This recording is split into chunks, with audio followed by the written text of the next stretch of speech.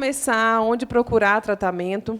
Mas vocês sabiam que em Minas, hoje, tem um centro de tratamento para doenças raras? Já foi até dado um spoiler, né, aqui mais cedo, de algum centro de tratamento que está se ampliando. E por ser algo tão relevante para os pacientes, a doutora Patrícia Marques irá abranger mais um pouco sobre a jornada do paciente com miastenia, como o centro de referência transforma o diagnóstico e acompanhamento.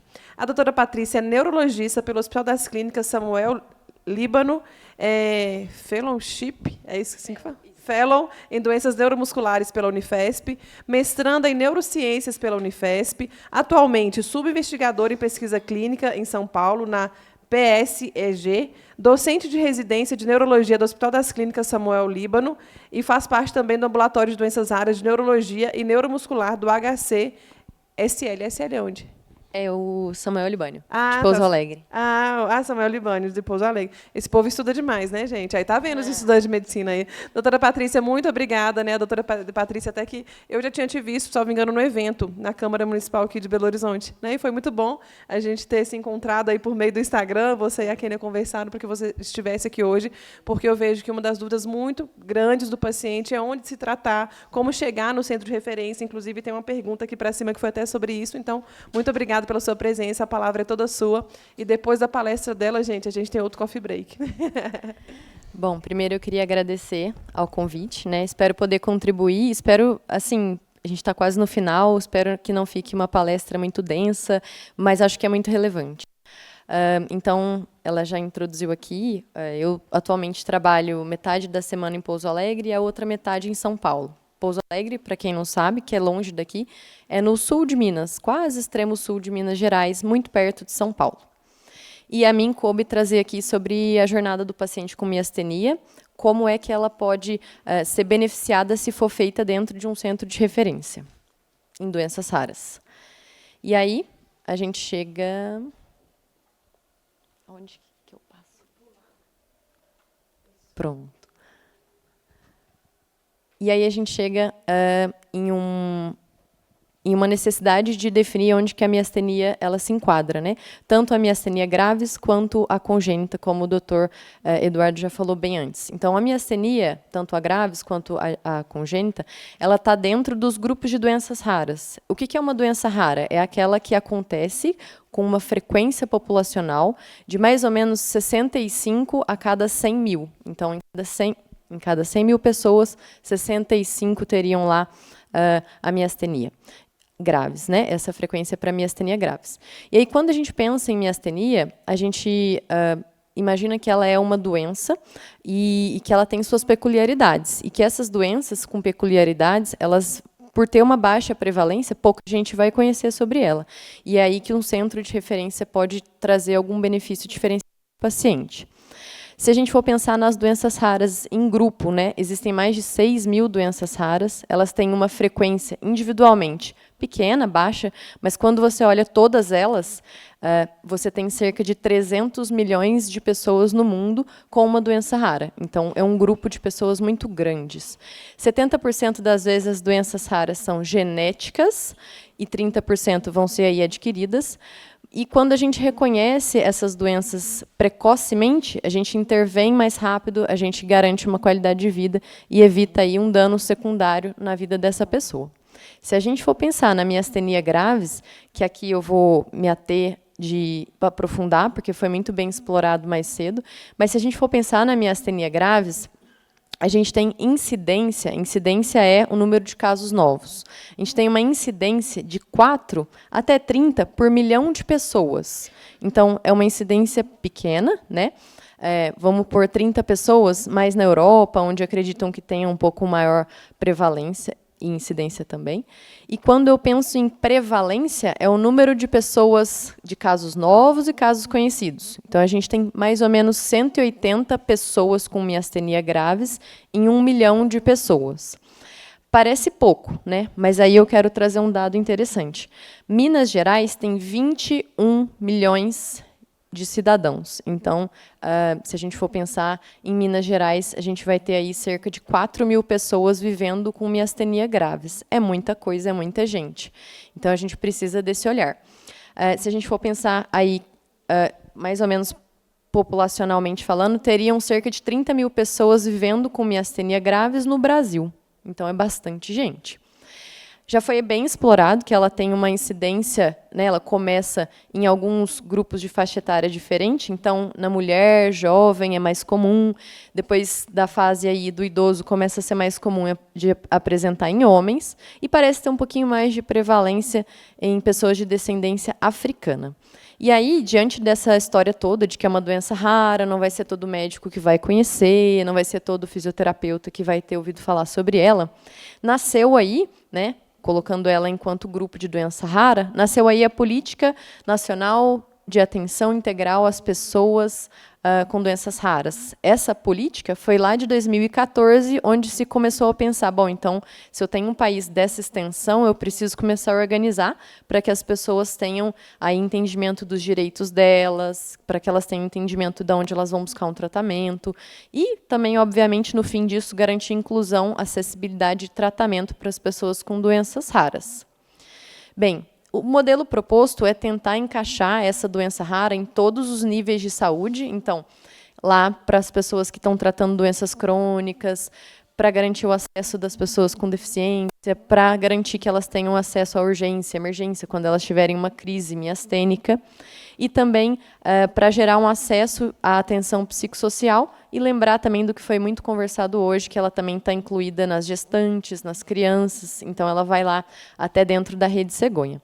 Para que isso possa ser feito, né, para que todo mundo consiga ter esse acesso em todos os lugares do Brasil, a gente tem que tentar seguir essa diretriz, que é o plano terapêutico de singular, na qual a gente vai, mais uma vez, tentar individualizar o paciente, garantir metas para ele, dividir responsabilidade com todos os setores, né? Não tem que ficar só num centro de doença rara, ele também tem um problema de saúde, aí, ele também é hipertenso, ele também tem que ir na UBS, ele também tem que ter o ginecologista, enfim, um pediatra, para a gente dividir todas as áreas da saúde da pessoa.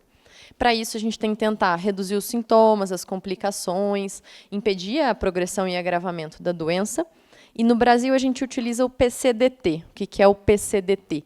Ele é um plano de diretrizes terapêuticas, onde lá dentro vai ter cada doença. Então, por exemplo, existe um PCDT de miastenia graves. Ele é uma linha para a gente, enquanto profissional, poder ler, e também enquanto paciente, obviamente, entender o que tem de remédio para isso no SUS. Que aí vai ser um documento criado lá há um tempo atrás, que inclusive a gente precisa rever o de miastenia, ele já está um tanto quanto desatualizado, mas ele existe. Então, com base nesses documentos, eu começo a ter protocolos do país. O que eu tenho disponível desde o norte do país ao sul de medicamento para esse paciente. E também para a gente poder garantir sempre que haja uma integração entre as especialidades, o paciente que possa ser encaminhado para quem ele precisa, ali naquele momento, ser avaliado. No fim disso tudo, a gente tem que tentar sempre elaborar relatórios para os nossos pacientes, como, né, a fisioterapia garante uma individualização, a Nutri individualização, a gente, enquanto médico, também tem que tentar fazer isso, porque o nosso paciente vai passar em diversas especialidades, ele vai morar em outra cidade, então é importante que a gente sempre tente aí elaborar relatórios, tanto para o paciente quanto para aquele serviço onde a gente está trabalhando. E aí, falando mais um pouquinho de lei, né, no ano passado, no mês 10, né, no mês de outubro, também saiu o Estatuto de Pessoas com Doenças Raras no Estado de Minas Gerais. Então, eu, enquanto uma pessoa que mora em São Paulo e em Minas Gerais, eu consigo ver e viver o quanto São Paulo traz novidade, traz estudo clínico e está à frente de algumas coisas, mas eu também preciso reconhecer que o meu estado, Minas Gerais, também vem em algumas áreas como pioneiro de algumas coisas. Então, por exemplo, no estado de Minas Gerais, a gente tem esse estatuto, na qual a gente deve se guiar para tratar um paciente com doenças raras. Então, ele tem que ter um diagnóstico precoce, preciso, a gente tem que tentar seguir as diretrizes propostas para aquela doença, a gente tem que tentar garantir um acesso ao tratamento adequado, abrangendo medicamentos, terapias, procedimentos, o que é que ele precise dentro do SUS, garantindo que ele possa ter acesso a uma equipe multidisciplinar, que ele possa reabilitar, que ele possa também ter as necessidades psicossociais atendidas. A gente tem que tentar acolher essa família, e isso tudo aí sempre como uma prioridade em atendimentos. Aqui é um fluxograma para a gente tentar resumir tudo que a gente conversou hoje do ponto de vista de como é que deve ser o acesso, o cuidado e o tratamento de um paciente com doença rara, que eu estou exportando a miastenia, né? Mas ela está sendo um representativo de uma doença rara. Então, o paciente deve entrar por uma porta de entrada do SUS, via de regra, na maioria das vezes, a UBS. O médico de uma atenção primária reconhece que ele tem alguma coisa estranha, a pálpebra está um pouco caída, ele está mais fadigado, deixa eu investigar.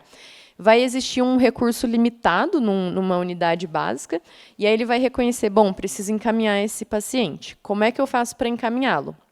É importante que seja feito um relatório bem feito, e pode ser feito de um modo genérico. Então, ao serviço de doenças raras, encaminhe um paciente com uma suspeita de uma doença rara, miastenia, enfim.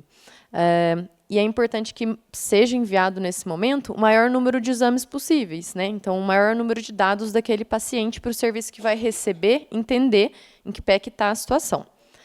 É feito, então, esse encaminhamento, e esse encaminhamento chega para as secretarias de saúde, e a Secretaria de Saúde ela distribui o paciente conforme ela está situada nas regionais. Então, um pouquinho mais à frente, eu vou explicar que isso tem mudado, e a gente está vivendo no Estado agora um processo. A gente não tem nada ainda resolvido, mas a gente está ampliando o acesso.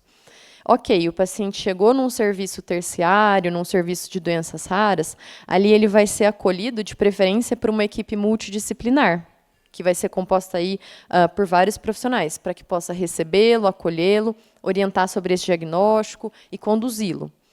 E ali, dentro desse serviço terciário, a gente vai tentar fazer o máximo de exames, propedêuticas, condutas e terapêuticas possíveis para que esse paciente volte lá para a região de origem dele com o maior número de coisas, de necessidades atendidas, para que, no final, ele tenha uma melhora na qualidade de vida.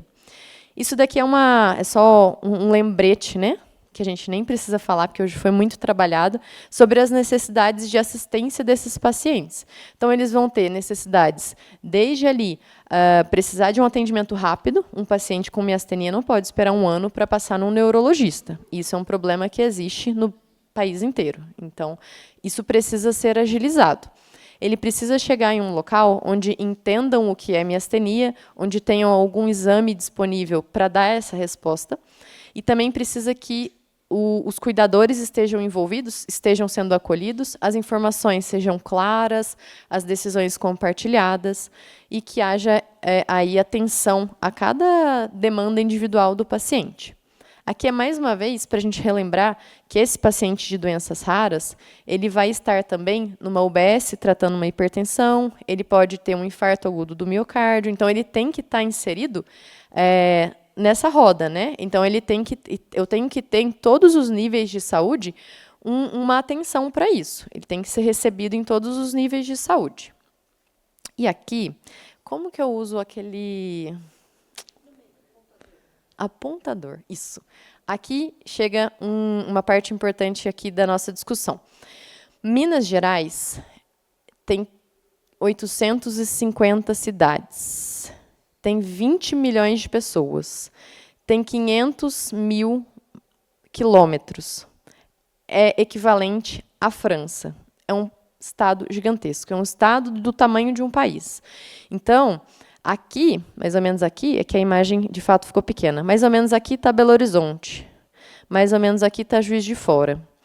A gente só tinha Belo Horizonte e Juiz de Fora como centros de referência de doenças raras. Aqui vocês estão privilegiados, estão numa localização onde a saúde já é mais desenvolvida, né? Agora, imagina quem está aqui. Aqui fica a mais ou menos 1.000 quilômetros de distância daqui. É quase um dia inteiro viajando para receber um atendimento. Isso, para um paciente de doenças raras, é muito difícil. Vou ficar quase 20 horas dentro de um ônibus no calor, porque aqui é calor, né? Enfim. Daqui, né, do tamanho do nosso estado, é que surge essa necessidade. Vamos tentar descentralizar o cuidado para que a pessoa que está nos extremos possa ter esse atendimento mais rápido? Então, só para a gente reforçar, né? Um estado muito grande, com uma demanda que a gente acabou de falar, de quase 4.000 pessoas com miastenia. Estou seguindo prevalência, né? Assim, estou tentando aproximar, não estou dizendo que tem, mas que a gente imagina que tenha. E daqui nasce a necessidade da gente descentralizar. E aí, em 2025, a Secretaria do Estado, junto com aí, as cidades, né, os municípios, ela elaborou essa regulação, né, na qual ela conseguiu descentralizar. Então, além de Belo Horizonte, Juiz de Fora e Bom Despacho, criou 5 novos centros para poder receber esses pacientes, que são Uberlândia, Uberaba, Montes Claros, Viçosa e Pouso Alegre. Vou voltar aqui bem breve. É que aqui a imagem ficou difícil. Montes Claros está por aqui, Uberlândia e Uberaba, Viçosa por aqui, Pouso Alegre aqui. Então, agora, eu passo a ter uma regional aqui, outra aqui, mantendo, obviamente, o serviço maravilhoso dos centros antigos, ampliando o acesso aqui e ampliando o acesso aqui. Então, a pessoa que está em Extrema, que é o extremo sul de Minas, que é quase São Paulo, ela não precisa viajar 7 horas, 6 horas, enfim. 450 quilômetros de carro pode ser 4 horas e meia. Uma pessoa que não tem condição vai viajar lá 8, 10 horas até Belo Horizonte, talvez de ônibus. Então, agora, o cuidado vai ser descentralizado, aumentando o acesso, né? E aqui entra um outro problema que existe, é que, como o nosso estado ele tem uma divisa aí com 6 outros estados, os pacientes acabavam escapando para outros estados, né? Então, se eu estou aqui em Extrema, eu estou a 1 hora de São Paulo, né? Então, eu desço para São Paulo, mas eu moro em Minas Gerais. Onde eu abro meu alto custo é Minas Gerais. Então, entra um monte de outros problemas aí de acesso que existiam no nosso estado e que estão em processo de melhora. Então, sobre isso, a gente pode se orgulhar quanto ao nosso estado que está ampliando o acesso. Para a gente poder dividir um pouco melhor, foi proposto esse negócio do eixo. Então, o eixo 1 são as doenças relacionadas a manifestações genéticas, então, anomalias congênitas ou de manifestação tardia, deficiência intelectual e erros inatos. Aqui, por exemplo, estaria a miastenia congênita. Ela se incluiria nesse eixo. E no eixo 2 estão as doenças raras de origem não genética. Exemplo, miastenia, esclerose múltipla e várias outras aí que a gente pode pensar. Aí, quando foi proposto que houvesse essa descentralização, obviamente não foi uma coisa proposta para serviços com despreparo. Então, houve toda uma conversa onde todos os serviços teriam que se adaptar. Então, aconteceu uma divisão mais ou menos assim. Para os serviços de atenção especializada, que tem uma complexidade um pouquinho melhor, tem que ter, no mínimo, enfermeiro, técnico de enfermagem, um médico responsável, e esse médico responsável tem que ter ali habilitação pelo SUS e alguns critérios. No serviço de referência, que é esse que a gente acabou de citar, ele tem que ter, no mínimo, enfermeiro, técnico, médico, que é o responsável técnico, um geneticista, um neurologista, um pediatra, um clínico geral, um psicólogo, nutricionista, assistente social e ter um responsável técnico, né? Isso daqui vai garantir com que o paciente que chegue, ele não receba o diagnóstico sozinho, não precisa ser só o médico e o paciente. Você pode passar também com uma assistente social, que vai te ajudar, o que a gente abordou hoje, né? As aulas casaram bastante, né? Um paciente que, às vezes, ele sai com um monte de papel, ele nem sabe o que fazer com aquilo, né? Então, ajudar a direcioná-lo. Olha, é aqui que você vai. E também a monitorizar esse paciente. Aqui é basicamente essa divisão que eu acabei de falar, né? Não foram criados só centros de referência, foram criados centros de atenção especializada, que a complexidade é menor, e eles também vão estar distribuídos para que tenha continuidade do tratamento. E aí, eu achei, estudando para essa palestra, né, eu encontrei esse artigo que eu achei interessante, é bem breve, eu achei legal de trazer. O pessoal da UFTM, Uberaba, né, eles fizeram uma avaliação de 2011 a 2023 a respeito das LMS. Então, eles pegaram lá no DataSUS quantas pessoas estavam fazendo tratamento com o CID da miastenia, de 2011 a 2023. E aqui a gente percebe que tinham 10.500 pacientes fazendo o tratamento de 2011 a 23. Aqui já nasce um questionamento. Não era para ter mais ou menos 40 mil pessoas com miastenia no Brasil? Pode falar.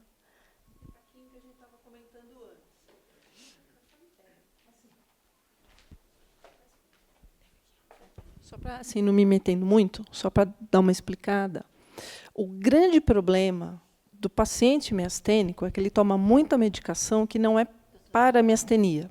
Aí o que acontece? Até a gente estava comentando, eu desisti de fazer o meu mestrado por causa disso. Eu falo, eu prefiro atuar do que ficar no meio acadêmico. Porque para procurar esse tipo de informação é fácil? Mas quantos pacientes miastênicos estão dentre os neurológicos e não está discriminado? Então, até eu estava comentando com ela, quando for a minha fala, vocês vão ver que vai dar uma diferença assim brutal de número. Desculpa. Imagina. Aqui, ó. E aí, assim, entra em mais uma vez a respeito da necessidade do olhar na doença. Ele provavelmente está muito subdiagnosticado, essa doença, né? Provavelmente ela ainda está em outros médicos que não neurologista, por muitas vezes ela está sendo tratada como é só cansaço, é só fadiga, enfim. Depressão, e não está sendo diagnosticada, né? Porque claramente aqui tem um número errado com a prevalência que a gente deveria estar observando no Brasil. Mas ok. E aí, dentre os pacientes que estavam usando o tratamento, a gente conseguiu até ter uma noção do que eles estavam usando, né? A grande maioria estava usando, nesse período de tempo, né, mais para trás, azatioprina, depois, obviamente, o mexinon, né, que o nome do sal é a piridostigmina, e também um pouco de ciclosporina e imunoglobulina foi feita também em menor quantidade. Isso é só para a gente ter uma noção aí de como é que está o tratamento no Brasil. E aí, aqui eu acho interessante da gente fazer uma reflexão, né? Qual que é o objetivo de um centro de doenças raras? Aqui eu vou trazer um pouquinho mais para a miastenia, né? Claramente é acolher o paciente, fazer os exames necessários, definir tratamento, orientar o paciente e a família e atuar junto com os outros pontos de atenção. Isso aqui, embora possa ter sido resumido dessa maneira, definitivamente não é nada fácil de ser feito. Se a gente for pensar na miastenia graves, como é que a gente pode contribuir para um paciente? E aí aqui eu vou fazer talvez uma revisão de tudo que foi dito. Então, um paciente com miastenia graves, primeiro, que a gente precisa que os médicos que vão vê-lo, eles tenham alta suspeição pré-analítica. Então, que ele olhe uma pálpebra caída e pense que pode ser miastenia. Que ele olhe um paciente com fadiga que flutua, também pode ser miastenia. Então, a gente tem que aprofundar na manifestação da doença. Além disso, eu tenho que ter alguns exames específicos para poder fechar esse diagnóstico, claramente, né, de modo um pouco mais precoce, e assim definir um tratamento, que também já foi falado hoje, que não se baseia só na medicação. E isso é muito importante da gente frisar. Além disso, também foi dito na palestra da nossa amiga nutricionista que o medicamento, embora ele seja fantástico para melhorar sintomas, ele também vai atribuir outras coisas para o paciente. Então, exemplo maravilhoso aqui, um corticoide de uso crônico, ele pode desencadear aumento da pressão arterial, uma resistência à insulina, o paciente pode virar diabético, do diabetes ele pode ter uma polineuropatia, e, enfim, existe uma cascata de situações que o próprio tratamento pode gerar. Então, além disso, a gente, enquanto médico, tem que fazer a vigilância do tratamento que a gente prescreveu. Se o paciente usa uma azatioprina, eu tenho que ficar de olho como é que estão os linfócitos. Se o paciente usa uma ciclosporina, a mesma coisa. Se o paciente usa um metotrexato, eu tenho que estar de olho no ácido fólico. Enfim, então não é só prescrever, é monitorar também. Além disso, enquanto um centro de referência, eu preciso que a nossa equipe esteja treinada para que o olhar em todas as áreas esteja sendo feito. Então, eu preciso que a assistente social esteja por dentro se ele está conseguindo retirar a medicação, que o psicólogo esteja atento se esse paciente tem rede de família, rede de suporte, enfim. A gente precisa de fazer uma cobertura muito diferente nesse cenário. E aí entram as orientações específicas que cabe a mim, enquanto neurologista, tentar aprofundar com o paciente que tem miastenia. Então, em nível assim de consultório, muitas vezes a gente não consegue aplicar escalas, mas dentro de um centro terciário, um centro de estudo, a gente tenta ter sempre, né, uma escala para nos ajudar a acompanhar esse paciente. Isso também pode acabar ajudando a equipe multi, né, que seriam escalas para nos dizer como esses pacientes estão hoje. Será que eles estão com muitos sintomas? Será que eles estão com a percepção de muito sintoma? E ter um parâmetro de acompanhamento até para guiar o tratamento. Além disso, uma coisa que foi citado, mas eu gosto muito de repetir, paciente que toma imunossupressor precisa estar vacinado. Ele precisa estar vacinado para o calendário básico e para o calendário de população especial. Ele tem o direito a isso. Então, ele precisa pegar uma carta do médico falando, eu acompanho o paciente, ele tem uma doença autoimune, ele está imunossuprimido, e ele tem direito de tomar a vacinação de população especial, meningo, ACWY, pneumo 13, 23, enfim. Fora atualizar a dele, que já deveria estar em dia, mas às vezes a gente acaba deixando passar. Isso daqui é uma coisa que salva vidas. E cada vez mais eu tenho contado uma coisa aqui interessante para os pacientes. Eu trabalhei 2 anos no Covid e não tive Covid. Passava por intubação, acesso periférico, acesso venoso central. Eu saí do Covid e fui trabalhar em outro lugar, eu peguei Covid. Então, assim, pode parecer um exemplo bobo, mas a prevenção de lavar a mão, usar uma máscara quando você for num ambiente cheio, evitar pegar criança que está doente, evitar entrar em metrô, enfim. Claro que às vezes isso não é possível, a gente não quer generalizar nada para ninguém, mas a gente quer ensinar medidas básicas que funcionam, né? Lavar a mão, usar um álcool gel, carregar um álcool gel na bolsa, isso funciona. A gente pôde ver isso no Covid, né? A gente conseguia trabalhar no Covid e não pegar Covid. A gente sai dele e a gente adquire a doença porque a gente perde completamente o cuidado com isso. Então, coisas básicas funcionam. Além disso, orientações de cuidados com gatilhos de piora. Então, aqui também foi bem citado, mas vale ressaltar. Alguns medicamentos eles pioram miastenia graves. Todo paciente que passa numa consulta deve sair, sendo a primeira consulta, né, ele deve sair com uma lista de medicamentos, que até a Abrame tem no site dela, medicamentos contraindicados em pacientes com miastenia graves. Por quê? Porque tem medicação lá que a gente usa muito, tem antibiótico, tem dipirona com magnésio, relaxante muscular, enfim. Coisas que a gente toma, às vezes, até por autoprescrição, pioram a miastenia, elas pioram a função da junção neuromuscular. E aí você tem que ter, e você tem que apresentar para o médico, porque uma hora você vai ir lá com uma dor de garganta, e às vezes você está muito bem da doença, alguém te dá um remédio que piora a doença, você piora a doença. Então, essa é uma orientação de extrema importância. Além disso, é importante a gente ver qual que é a profissão do paciente. Eu já tive uma paciente que trabalhava dentro do frigorífico. Aí ela entrava no frio extremo e ela saía no calor da cidade dela. Isso era péssimo. No fim do dia, ela estava muito ruim. A gente fez uma carta e aí eles remanejaram ela. Hoje ela trabalha sentada. Isso é amplamente possível. As pessoas têm que saber dos direitos dela, né? É importante orientar isso para todo mundo. Além disso, é importante que ela tenha o cartão do paciente com miastenia graves, que informa que ele tem a doença, que nas crises ele pode apresentar tais sintomas, que no caso dele estar com tais sintomas, tem medidas para fazer, imunoglobulina, plasmaférese, ou transferir ele para um centro que tenha isso, né? E também sempre deixar ali as medicações contraindicadas. É importante saber que se ele pegar uma infecção, ele pode piorar a doença, e aí ele tem que buscar um médico para tratar essa doença. Importante também orientação cirúrgica. Se esse paciente precisar fazer uma cirurgia de urgência, ele tem que estar lá com a cartinha dizendo que ele tem essa doença e que tem duas ou 3 classes de remédios que podem piorar a doença dele. Bloqueador neuromuscular, que é a succinilcolina, aqueles gases alotanos, a gente tenta evitar também, e benzodiazepínico de ação prolongada, porque ele vai ficar muito tempo sedado. E a gente tem que lembrar que tem medicações rápidas de reversão rápida, como o Propofol, que tem aí disponível, é barato e é menos deletério ao paciente. Isso, claro, se ele não puder fazer uma RAC, como foi dito mais cedo nos pacientes aí, que não precisam de uma sedação profunda. Mas tem medida para ser feita. E sempre reforçar que deve fazer cirurgia num centro grande, com CTI, como já foi dito. Evitar fazer procedimento em clínica, em local onde não tem estrutura alguma. Isso parece também uma coisa pequena, mas evita uma intercorrência, uma intubação, uma parada cardíaca. E a gente tem que orientar a família sobre a gravidade da doença, ou o potencial potencial risco de evolução, para a família também ficar de olho. Olha, estou percebendo que você está mais cansado, com a pálpebra caída, vamos agir sobre isso. A rede de apoio é muito importante nesse tipo de situação. E aí, aqui são as referências. Eu tentei não deixar tão maçante, mas tem hora que não tem jeito. A gente tem que falar de lei, de estatuto, porque as pessoas têm que se empoderar, né? Elas têm a doença, elas têm que entender que elas têm um direito, e isso tem que ser respeitado. Então, obrigada a todos. É isso.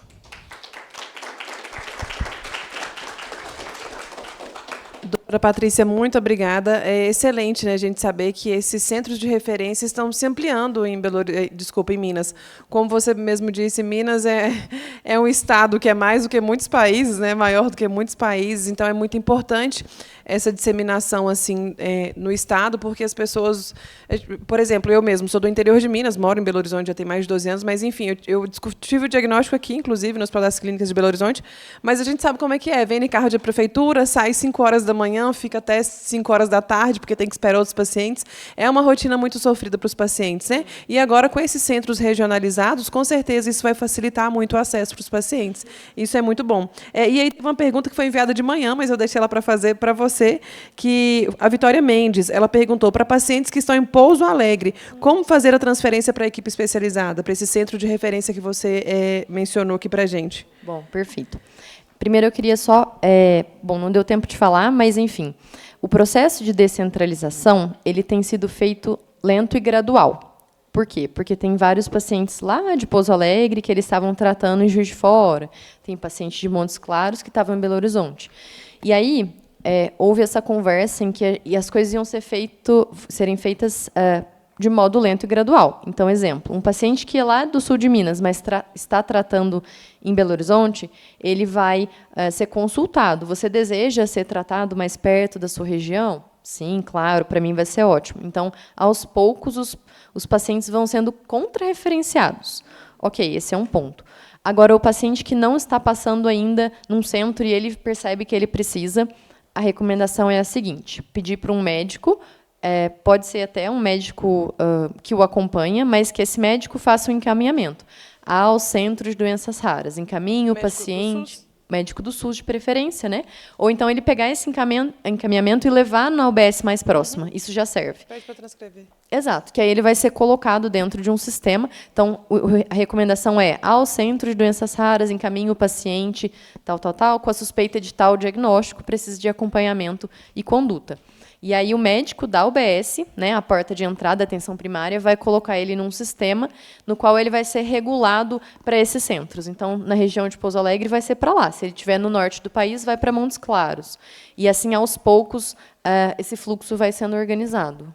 Perfeito. E essa paciente que já tem o diagnóstico, então ela pode, e não está ainda no centro de referência, ela pode conversar com o médico dela e pedir para fazer esse encaminhamento para o centro de referência. E se ela fizer tratamento com médico particular, esse médico também pode fazer esse encaminhamento? Eu acredito que ele possa fazer um encaminhamento, ela leva na UBS e transcreve. Uhum. Ótimo. O José Carlos está falando aqui, sou um dos pacientes com miastenia grávida da doutora Patrícia Marques, no Hospital Regional Samuel Líbano de Pouso Alegre. Sim, um abraço para ele, paciente querido. Que ótimo. Gente, muito obrigada a todo mundo que está participando online, interagindo aí. Perguntas? Eu, primeiramente, te parabenizar pela palestra. Foi muito esclarecedora mesmo, ajudou demais, muita coisa ali que eu não sabia desses centros de referência. E eu teria 2 perguntas. A primeira foi a da Vitória, já foi respondida. E a segunda é a seguinte, no slide que você passou, falando ali sobre o cartão do paciente. O que vem a ser esse cartão do paciente? Tem algum documento que a Andréia já cartão? até baixou a cabeça ali. Ó. Perfeito. Isso daí é uma situação que ela ainda é individualizada por serviço. Não existe, eu acredito, se eu estiver errado, vocês me falam, eu não acho que existe um cartão do Brasil, né? Mas são as recomendações que a gente faz para o paciente quando ele passa na consulta. O paciente acompanha nesse setor, por tal doença, o CID, como que ela pode evoluir, como que ela se manifesta e o que ela pode intercorrer. E aí as condutas, né? Então, por exemplo, o ato cirúrgico deve ser feito num centro com UTI, com neurologista. As medicações que podem piorar, os cuidados que têm que ser feitos. Então, ele pode ser elaborado pelo serviço que o atendeu. Então, é basicamente a gente tentar focar no diagnóstico, no tratamento e nas intercorrências possíveis, para que ele tenha um documento, não precisa ser um cartão, né? Pode ser uma impressão, para que ele tenha um documento em que ele possa usar ali na hora da emergência e que a família também saiba disso. Então, eu sempre recomendo a família tirar foto. Não, entendi. Eu tenho um documento que eu fiz eu mesma, na verdade, é uma caderneta. E aí lá tem, como eu faço diversos medicamentos, infusões, então eu coloquei várias páginas e todas as infusões que eu faço, anoto todas as consultas, seja com qual médico foi, eu anoto a data que foi e o resultado, o que esse médico falou, se pediu o exame e tudo, então tenho tudo isso no lugar só. É o paciente modelo, né? Já Fica vamos na ampliar bolsa. isso aí, já vamos pegar para divulgar e converter isso num arquivo online, né? Tem pergunta aqui, ó. Uma caderneta de criança, né? Caderneta miastênico. Boa tarde, doutora.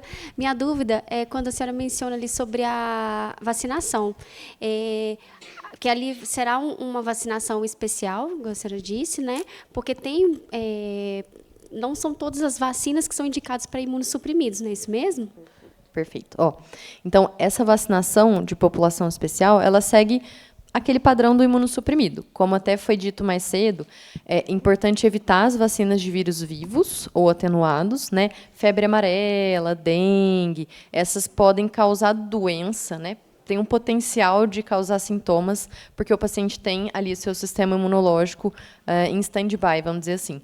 Mas é importante que ele tome as vacinas de população especial, que são essas que eu falei, meningo ACWY, pneumo 13, pneumo 23, que ela se chama vacinação de população especial, que ela é lá para criança, para imunossuprimido, para idoso, que são populações de risco, nas quais, se ela tiver essa infecção, pode ser muito mais grave. Então, um pneumo ali, que talvez seria só um resfriado, uma pessoa imunossuprimida pode ser uma pneumonia séria, e uma pneumonia séria pode dar uma crise miastênica. Então, essa é a ideia, tá? E aí a gente sempre fala, leva aqui em São Paulo tem o nome CRI, né, que é o Centro de Imunização. CRI aqui também. Em Pouso Alegre não tem esse nome, né? Em Pouso Alegre é o UBS que faz imunização. Então, no centro de imunização da cidade, você leva esse documento e aí, às vezes, vai ter um médico lá para te avaliar, às vezes eles só vão te agendar para fazer as vacinas.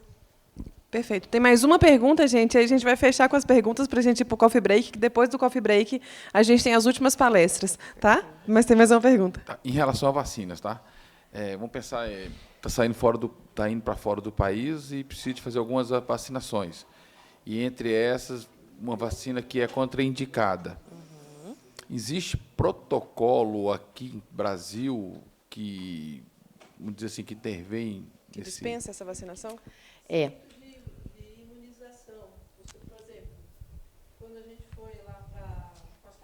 Pega o microfone.